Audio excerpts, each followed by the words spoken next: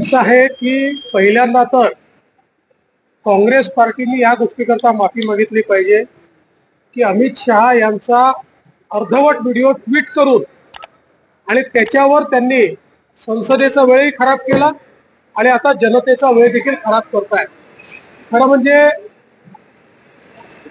संसदेमध्ये बोलत असताना ज्या प्रकारे माननीय मोदीजींनी काँग्रेस पक्षाला एक्सपोज केलं आणि कशा प्रकारे भारतरत्न डॉक्टर बाबासाहेब आंबेडकरांना आणि भारतातल्या संविधानातल्या आरक्षणाला देखील नेहरूजींचा, इंदिराजींचा आणि संपूर्ण गांधी घराण्याचा वारंवार विरोध राहिला आहे, हे पूर्ण पुराव्यासहित ज्यावेळेस जगासमोर मोदीजींनी आणलं त्यामुळे काँग्रेस पार्टी अशा प्रकारे आता नाटक करण्याचं काम करते आहे।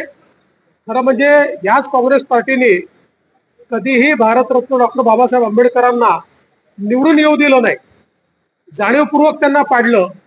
आणि एवढंच नाही तर अगदी भारतरत्न डॉक्टर बाबासाहेब आंबेडकरांचं ज्या ठिकाणी महापरिनिर्वाण झालं त्या इंदू मिल, तिथे इंदू मिलच्या जागेवर स्मारक व्हावं याकरता इतके वर्ष आंदोलन करावी लागली, पण सुईच्या टोका एवढी जमीन देखील काँग्रेसच्या सरकारने दिली नाही। पण मोदीजी प्रधानमंत्री झाल्यानंतर आणि मी मुख्यमंत्री झाल्यावर त्यांच्याकडे गेलो, 3 दिवसामध्ये 2000 कोटी रुपयाची जमीन ही राज्य सरकारला दिली आणि आता त्या ठिकाणी स्मारक होत आहे।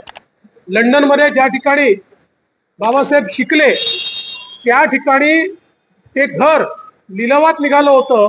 काँग्रेसच्या सरकारकडे अनेक संघटनांनी मागणी केली की हे घर लिलावात जाऊ देऊ नका, त्यांनी लक्ष दिलं नाही। पुन्हा आमचं सरकार आल्यानंतर ते घर आम्ही घेतलं।